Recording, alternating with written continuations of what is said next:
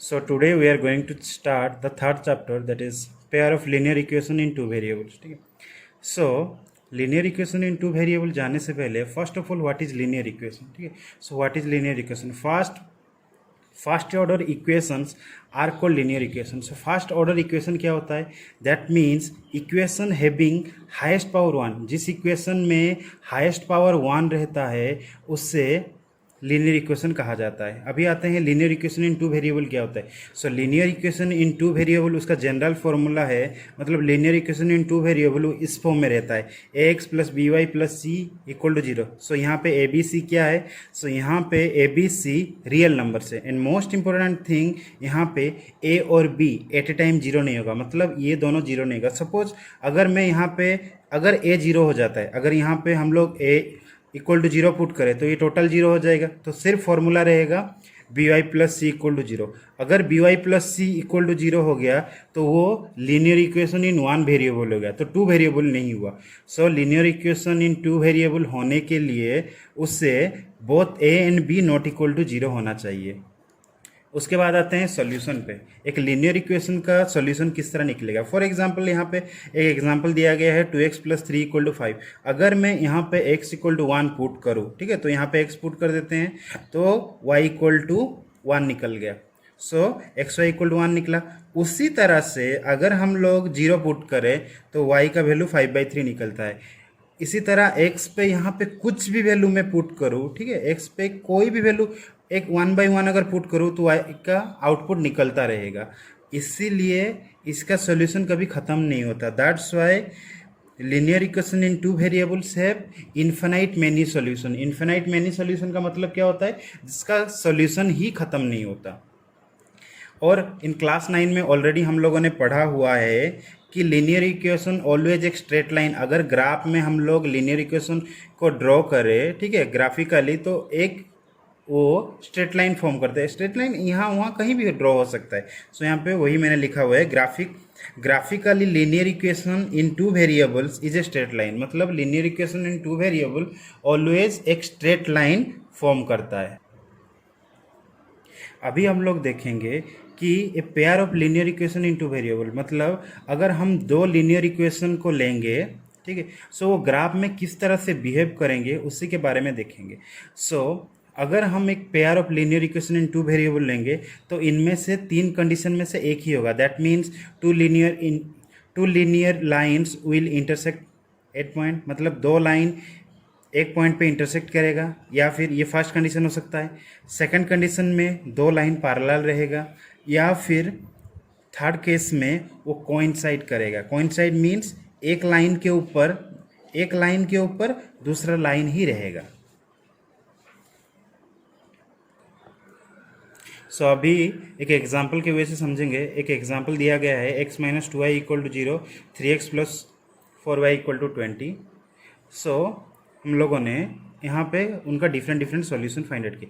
अगर मैं यहाँ पे x इक्वल टू 0 पुट करूँ तो y भी 0 निकला, x इक्वल टू 2 पुट करने से 1 निकला. तो हमेशा ट्राई करना कि जो सॉल्यूशन निकले वो हमेशा इंटीजर्स में हो, मतलब 2, 3, -1, -3 इस फॉर्म में होने से क्या होगा, ग्राफ ड्रॉ करना थोड़ा सा इजी हो जाता है. इसलिए ऑलवेज ट्राई करना कि इंटीजर रखने का कोशिश करना. सो 0, 0, 2, 1. उसी तरह से x, यहाँ पे मैं अगर x इक्वल टू 0 पुट करूँ तो y 5 निकला. अगर यहाँ पे x इक्वल टू मैंने 4 पुट किया तो y 2 निकला. अभी ग्राफ ड्रॉ करते हैं. फर्स्ट 0, 0, 0, 0, जहाँ पे भी देखना 0, 0 आए दैट मीन्स वो लाइन ओरिजिन के थ्रू से पास होगा. सो यहाँ पे 0, 0 ये वाला 0, 0 पॉइंट आ गया. उसके बाद 2, 1, तो ये आ गया हम लोग का 2, 1 पॉइंट.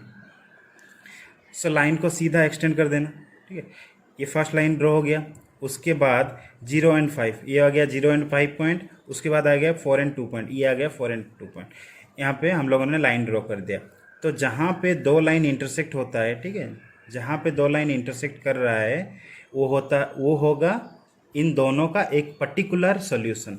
सो यहाँ पे हम लोग क्या करेंगे, ये पॉइंट को फाइंड आउट करने के लिए ग्राफ पेपर में ऑलरेडी परपेंडिकुलर दिया गया होगा, तो यहाँ पे ड्रॉ करके नीचे देख लेंगे कि ये कौन सा पॉइंट है, ठीक है. इस तरह से इसको ड्रॉ करके देख लेंगे, तो इसको यहाँ पर ड्रॉ कर लेंगे इस तरह से. देख लेंगे कौन सा पॉइंट ड्रॉ हो रहा है। सो यहाँ पे हम लोग को जो पॉइंट मिला वो 4 2 मिला। सो ही मैंने लिखा है the two lines represent the two equations are intersecting at the point. So two lines, ये फर्स्ट लाइन ये second line. So first line first equation एक लाइन रिप्रेजेंट कर रहा है, सेकेंड लाइन भी एक इक्वेशन रिप्रेजेंट कर रहा है। सो अभी आ जाते हैं सेकंड एग्जाम्पल में। सो फर्स्ट एग्जाम्पल में हमने देखा कि जो दो लाइन था वो इंटरसेक्ट कर रहा है।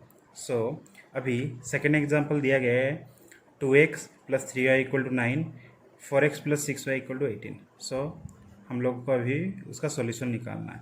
अगर x = हम लोग 0 पुट करेंगे फर्स्ट में यहाँ पे, सो y = 3 निकलेगा, और y = अगर 0 पुट करें तो x 4.5 निकलेगा। सो उसी तरह से अगर यहाँ पे हम लोग x = 0 पुट करें तो y = 3 निकलेगा, x = यहाँ पे 3 पुट करने से y = 1 निकलेगा। अभी ग्राफ ड्रॉ करते हैं। सो ग्राफ ड्रॉ करने के बाद ये आया हम लोग का फर्स्ट पॉइंट 0 और 3, सेकेंड पॉइंट 4.5 और 0। हम लोगों ने एक स्ट्रेट लाइन ड्रॉ कर लिया।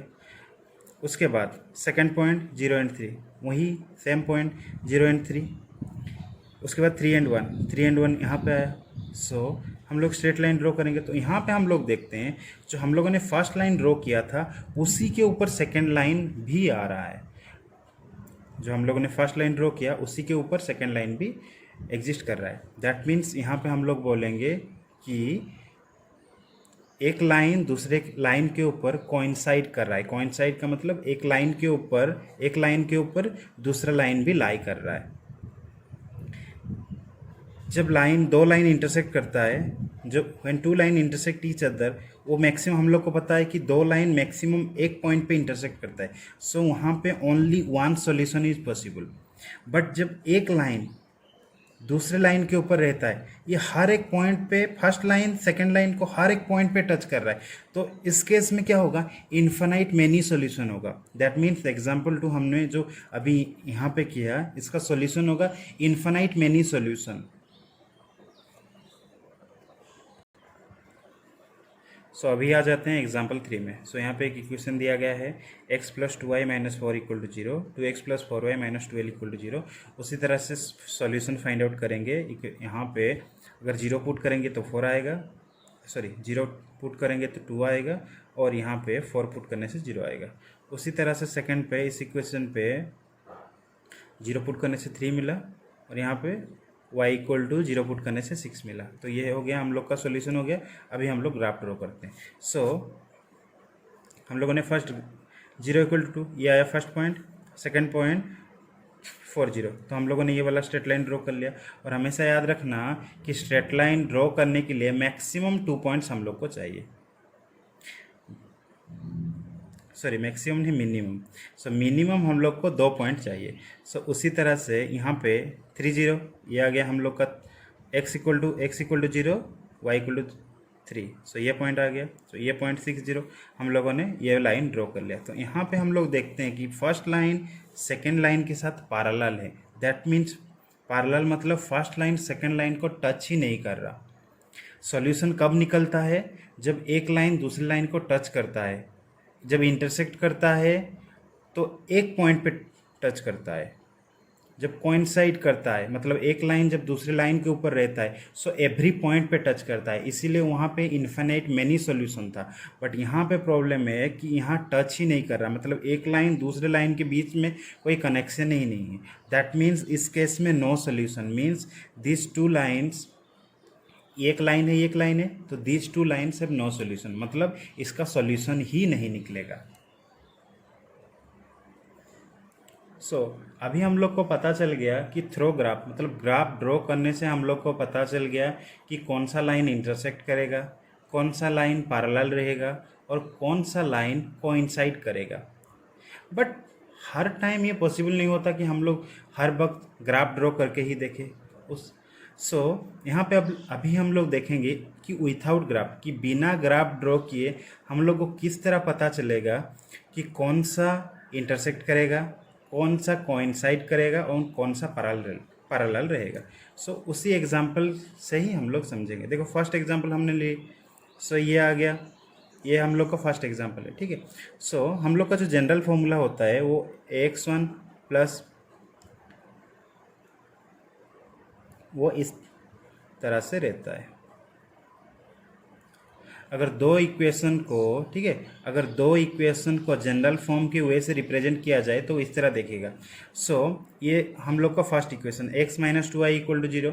सो यहाँ पे a1 का मतलब होता है x का कोफिशिएंट। सो x का कोफिशिएंट यहाँ पे 1 है, सो मैंने यहाँ पे 1 लिखा। सेकेंड पे b1 मतलब y का कोफिशिएंट कौन है, y का कोफिशिएंट है -2। सो यहाँ पे -2 लिखा। c, यहाँ पे c नहीं है, कुछ भी नहीं है, तो c इक्वल टू 0। a2 मतलब सेकेंड इक्वेशन में x का कोफिशिएंट, सेकेंड इक्वेशन में x का कोफिशिएंट 3, और b2 मतलब सेकेंड इक्वेशन में y का कोफिशिएंट यहाँ पे 4, यहाँ पे c जो कांस्टेंट है -20।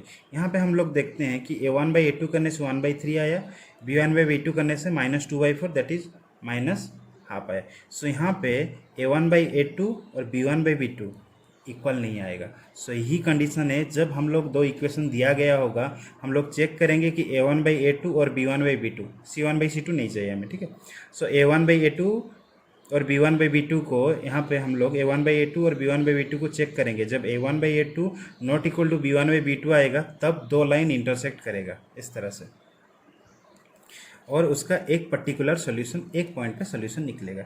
सो ग्राफिकली तो ये दो लाइन क्या होगा, इंटरसेक्टिंग लाइन मीन्स दो लाइन एट ए पॉइंट, एक पॉइंट पे इंटरसेक्ट करेगा और इसका एग्जैक्टली वन सॉल्यूशन निकलेगा। ऑब्वियसली हम लोग को पता है, क्योंकि दो